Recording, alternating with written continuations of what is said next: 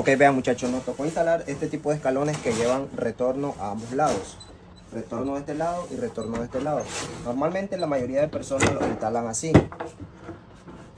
de esta manera. Y en este video les voy a mostrar cómo es que nosotros lo hacemos.